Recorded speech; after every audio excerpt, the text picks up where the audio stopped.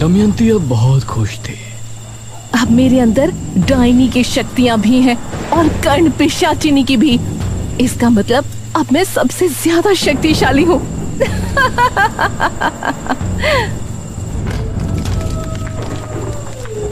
दमयंती ने राक्षसी देवी को प्रणाम किया और फिर राजा भीम सिंह के महल की तरफ चली गई। राजा भीम सिंह उस समय अपने शयन कक्ष में सो रहा था। तभी उसे महसूस हुआ कि कोई उसके सीने को सहला रहा है। वो हड़बड़ाहट में नींद से जागा। कौन है? आंख खुलने पर उसने दमयंती को अपने बिस्तर पर पाया तो वो हैरान रह गया। अरे दमयंती, तुम? जी महाराज, हम। कहाँ चली गई थी आप? उस रात से आप कहीं नजर ही नहीं आई। हमने आपको कितना खोजा, आपको पता है? महाराज, आपने हमारे साथ जो किया उससे हमें बहुत बुरा लगा था, लेकिन बाद में हमने सोचा कि आपने हम पर इतनी दया की थी, हमें अपने महल में जगह दी थी। आपके एहसानों के बदले तो हमें जीवन भर आपकी सेवा करने में ही गुजार देना चाहिए। ये सुनकर राजा खुश हो गया। ऐसा नहीं है दमयंती, आप बस हर रात हमारा अकेलापन दूर कीजिए, यही हमारे लिए काफी है। क्यों नहीं महाराज? ये कहकर दमयंती महाराज पर झपटी। महाराज बेड पर वापस गिर गए और दमयंती उनके सीने पर बैठ गई। वो महाराज के चेहरे पर प्यार से हाथ फेरने लगी। महाराज भी उसकी कमर पर हाथ फेर रहे थे और अपनी आंखें बंद करके उसके कोमल जिस्म का स्पर्श महसूस कर रहे थे। तभी दमयंती की आंखें लाल लाल चमक उठी। उसके नाखून लंबे होकर राजा के सीने में चुभने लगे। भीम सिंह ने जैसे ही आंखें खोली तो दमयंती का नया रूप देखकर वो हैरान रह गया। हटिए, कौन है आप? हम वही हैं महाराज, जिनको आप सदैव अपनी दासी बनाकर रखना चाहते हैं। करीब आइए ना। दमयंती ने अपना तेज पंजा राजा के सीने पर ऐसा चलाया कि अगले ही पल भीम सिंह का दिल दमयंती के हाथ में था।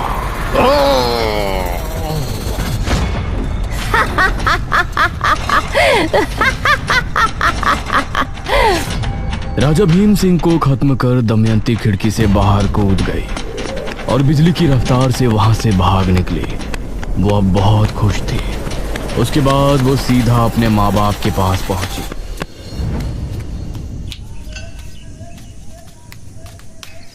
अरे दमयंती बेटी। उसकी माँ ने उठकर उसे गले से लगा लिया। कहाँ चली गई थी बेटी? अब कहीं नहीं जाऊंगी माँ। लेकिन उसका पिता तभी उस पर गरज कर बोला, कहाँ मुंह काला कर रही थी इतने दिनों से? मिल गया होगा कोई प्रेमी जिसके साथ तू रंगरलियां मना रही होगी। आप ऐसा क्यों बोल रहे हैं? हमारी बेटी इतने दिनों बाद आई है। इसी बात का तो दुख है। अब तो इससे जमींदार भी शादी नहीं करेगा, क्योंकि गांव में ये बात फैल गई है कि मेरी पुत्री घर से भाग गई थी। यह सुनते हुए दमयंती अपने पिता को गुस्से भरी निगाहों से देख रही थी। वही जमींदार ना पिताजी, जिसको आप अपनी इस पुत्री को 50,000 मुद्राओं में बेचने वाले थे? ये सुनकर दमयंती का पिता हैरान रह गया। अगर हम भागते नहीं तो अभी तक आप हमें बेच चुके होते। उसे विवाह नहीं, बेच फरोख कहते हैं पिताजी। ये सुनकर उसका पिता दांत भींचते हुए अपने कमरे में चला गया। माँ, मुझे भूख लगी है, खाना लगाओ। दमयंती की माँ ने उसके लिए खाना लगाया और दमयंती ने खाना शुरू किया। लेकिन काफी खाने के बाद भी उसकी भूख मिट नहीं रही थी। माँ, और दो ना, भूख लगी है। बेटी, तुम 8 रोटी खा चुकी हो, अभी तक तुम्हारी भूख शांत नहीं हुई। ये सुनकर दमयंती को भी बहुत अजीब लगा, क्योंकि इस बात पर उसने भी ध्यान नहीं दिया था। कोई बात नहीं बेटी, मैं अभी बनाती हूँ, रुक। दमयंती की माँ ने उसके लिए 4 रोटियां और डाली, लेकिन उन्हें खाने के बाद भी दमयंती की भूख शांत नहीं हो रही थी। ठीक है माँ, मैं सोने जा रही हूँ।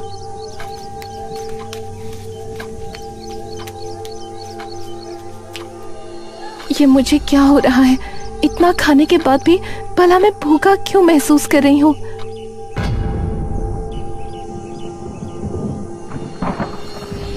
आधी रात का पहर था। चारों तरफ घना जंगल। दमयंती डरी सहमी सी अंधेरे के बीच खड़ी थी। ये मैं कहाँ आ गई?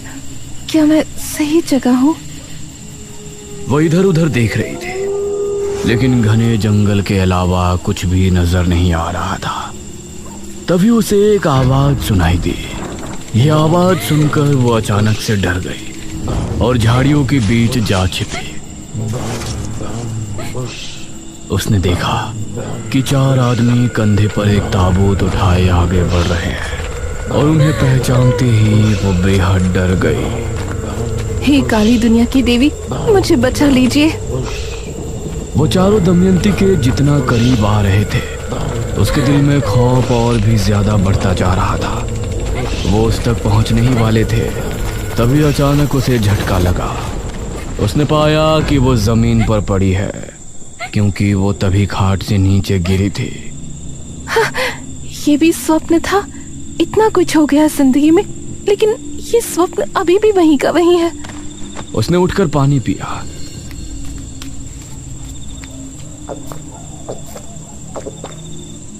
लेकिन उसकी प्यास और ज्यादा बढ़ गई। क्या हो रहा है मुझे? उसके शरीर में सिहरन होने लगी थी और उसकी आंखें अपने आप ही लाल होने लगी थी। वो उसी समय जंगल की तरफ भाग निकली।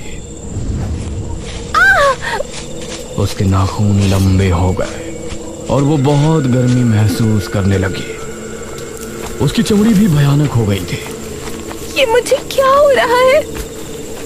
तभी उसे एक अक्स दिखाई दिया, जो कि तांत्रिका का था।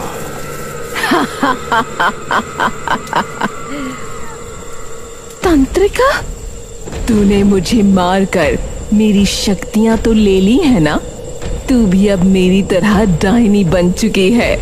तुझे अब रोजाना एक इंसान का खून पीना होगा, तभी तू खूबसूरत और जवान रह सकेगी। ये कहकर वो आग से गायब हो गया और ये सुनकर दमयंती के पैरों तले जमीन निकल गई। वह तेजी से गांव की तरफ दौड़ी। उसे बहुत प्यास लगी थी और अब उसे बर्दाश्त नहीं हो रहा था। वो चौक पर खड़ी गांव के घरों को देख रही थी। इनमें से किसी घर में जाकर अपनी प्यास बुझानी पड़ेगी, वरना मैं ऐसे ही बदसूरत बनी रहूंगी।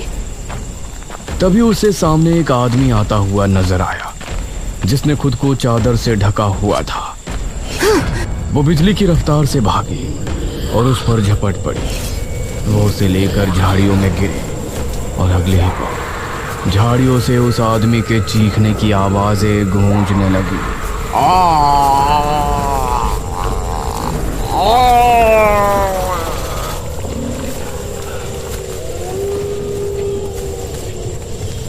काफी देर बाद दमयंती उस आदमी से अलग हुई। अब उसका शरीर फिर से इंसानों के जैसा हो गया था। उसकी आंखें, उसके नाखून सब पहले जैसे हो गए थे और अब वो खूबसूरत दिख रही थी। अब मुझे घर चलना चाहिए, कहीं माँ ने देख लिया तो सदमे में चली जाएगी। वो उसी समय वहां से भागी और घर पहुंचकर आराम से सो गई। अब उसकी प्यास बुझने के बाद उसे चैन की नींद आ गई थी।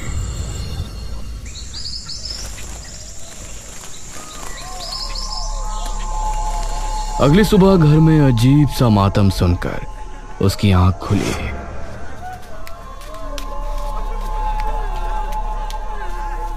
वो कमरे से निकली तो उसके घर के बाहर कुछ लोग जमा थे।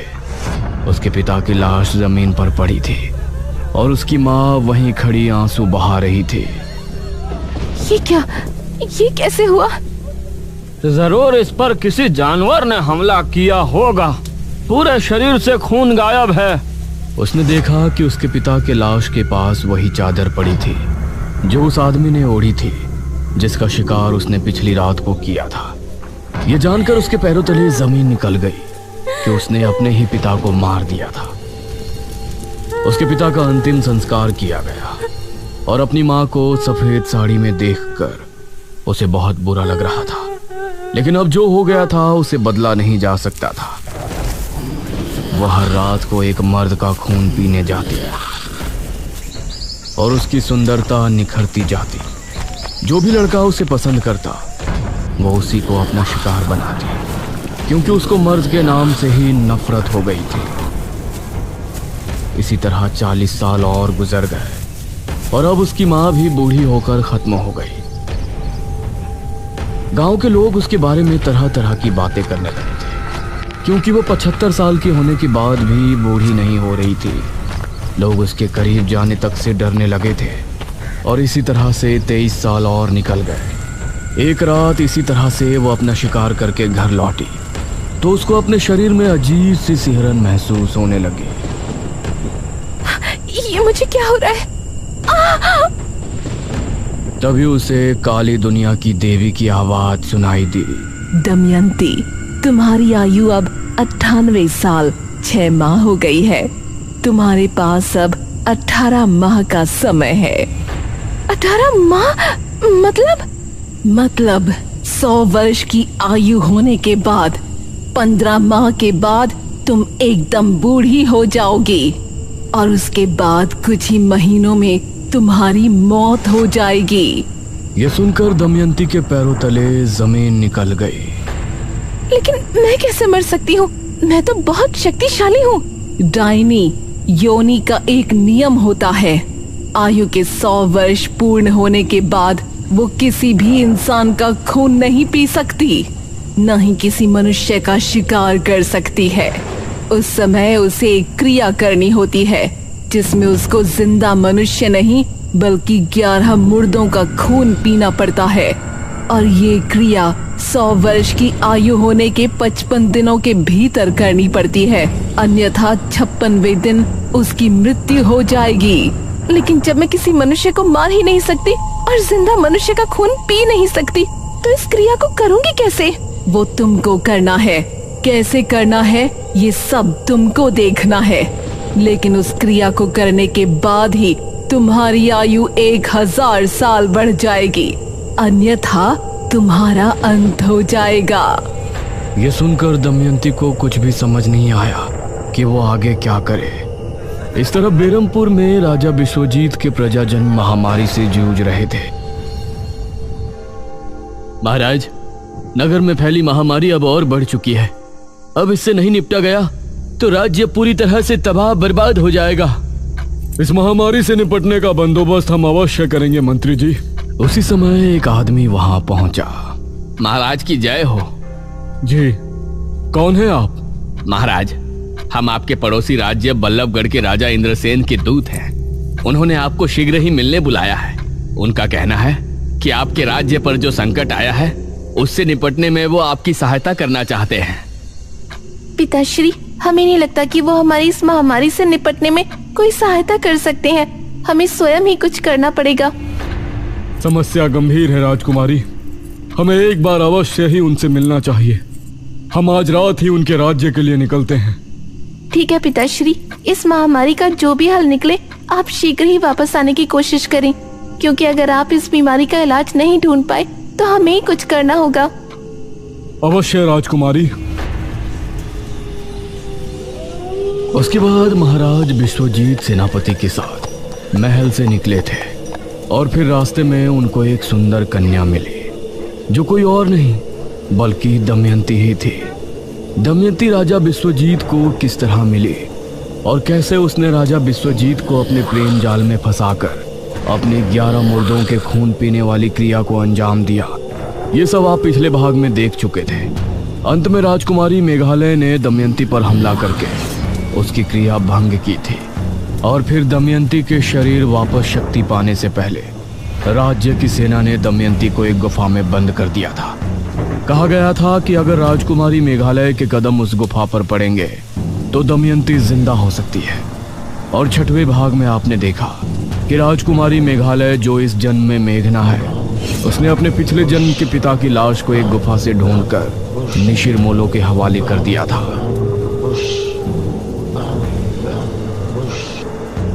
और फिर अपने शहर वापस आ गई थी। लेकिन भाग के अंत में हमने देखा था कि दमयंती एक ताबूत से बाहर आ गई है जो कि उसी गुफा में रखा था। वो कैसे वापस आई और अब आगे क्या करने वाली है, यह सब जानने के लिए आइए देखते हैं आगे की कहानी। तभी जनकपुर का माहौल बदल गया था। तेज तूफानी हवाएं चलने लगी और आसमान में काले बादल छा गए। हे भगवान, आज तो लगता है तूफान आने वाला है। आसमान में बिजली कड़क कर बार बार गुफा पर गिर रही थी।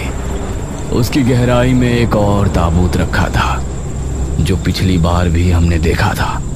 उसके अंदर से धम धम की आवाज हुई और फिर उसका ढक्कन खुल गया। धीरे से उसके अंदर से दमयंती बाहर आई। उसके चेहरे पर अजीब सी मुस्कान थी। उसकी आंखें लाल लाल चमक रही थी और नाखून बहुत पैने हो गए थे। हम जाग उठे हैं, हम फिर से आजाद हो गए, आजाद हो गए हम। वो भयानक अंदाज में हंसती हुई गुफा से बाहर की ओर बढ़ गई। उसके चेहरे पर एक रहस्यमय मुस्कान थी जो आने वाले खतरे की तरफ इशारा कर रही थी। वो तालाब के किनारे पहुंची तो उसे पानी में उसका अक्स नजर आया। उसने पाया कि वो बूढ़ी दिख रही है। अरे ये क्या, मैं बूढ़ी कैसे हो सकती हूँ? मेरी आयु तो 1000 साल हो गई थी। तभी उसे तांत्रिका की आवाज सुनाई दी। घबरा नहीं, पहले के जैसे अब तुझ में कमजोरी नहीं आएगी। लेकिन मैं बूढ़ी क्यों हो गई? इस तरफ मेघना इशिता से बात कर रही थी। इशिता, वो दमयंती किस गुफा में है, इसका पता तो हमने लगाया ही नहीं ना। अरे यार, हम उस गांव में गए थे मृत्युंजय अमृत का सैंपल लाने। उसके बाद तू वहाँ की राजकुमारी निकली। निशिर मोलो से हमारा सामना हुआ और आखिर में तूने उन्हें महाराज की लाश देकर हमेशा के लिए वापस भेज दिया। अब इस चैप्टर को क्लोज करना यार। उस दमयंती का क्या हुआ, तू इस बारे में क्यों सोच रही है? नहीं, हमें उसके बारे में पता होना चाहिए ना।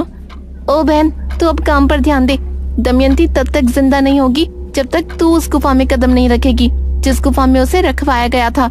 और हमें तो उस गुफा के बारे में कुछ पता ही नहीं है। इसका मतलब न तू कभी उस गुफा के अंदर जाएगी न कभी वो वापस उठेगी।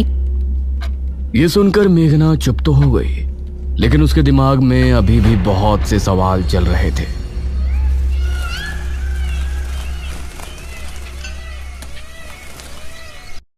वहीं बेरमपुर में अनुज अपने घर पर बैठा हुआ था। अरे खाना खाएगा या नहीं? कब से इसी सोफे पर चिपक के बैठा है? माँ, मुझे भूख नहीं लग रही है। जब लगेगी तो खा लूंगा ना, आप खा लो। अब उन्हें कैसे बताऊं कि मुझे मेघना की याद आ रही है। इससे अच्छा तो निशिर मोलो कभी इस गांव से जाते ही नहीं। मेघना यहाँ मेरे साथ तो रहती।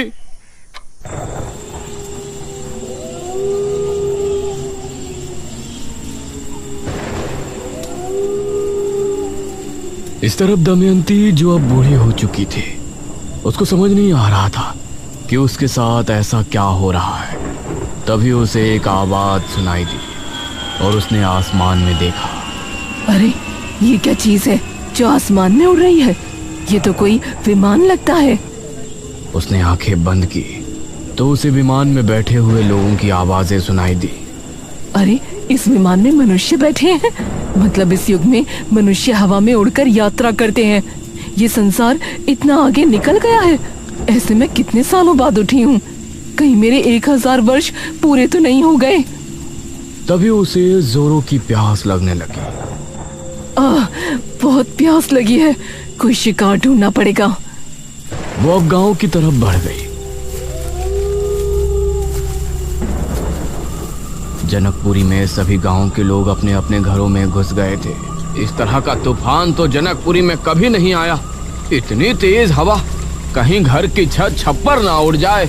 जहां सभी गांव के लोग घरों में घुस चुके थे, वहीं कोई था जो कि अभी भी गलियों में भटक रहा था।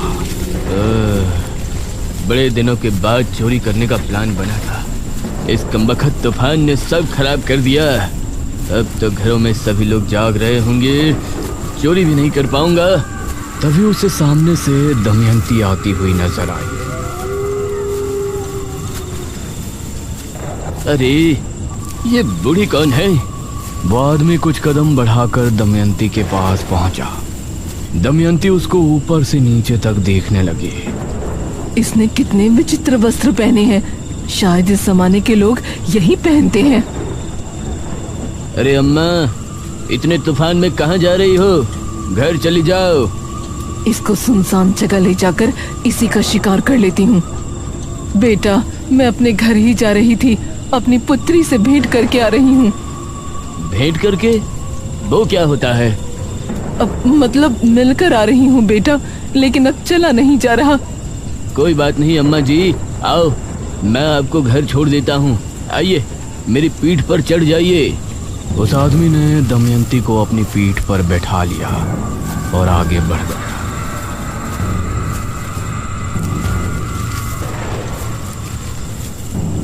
इस जमाने के लोग तो काफी शरीफ हैं। ये अच्छा है, मुझे इनका शिकार करने में ज्यादा मेहनत नहीं करनी पड़ेगी।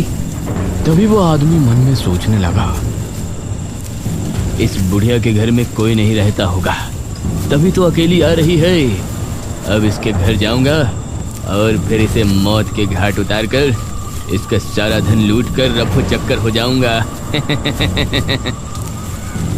उस आदमी के मन की बात दमयंती ने सुन ली और उसे गुस्सा आ गया। उसने अपने हाथों को उसकी गर्दन पर जकड़ लिया। अरे अम्मा, क्या कर रही हैं? तेरा ये दुस्साहस, तू मुझे मौत के घाट उतारने की सोच रहा है? ये सुनकर उस आदमी को बहुत हैरानी हुई। दमयंती ने पूरी ताकत से उसका गला घोंट दिया। वो जमीन पर गिरकर खुद को छुड़ाने की कोशिश करने लगा।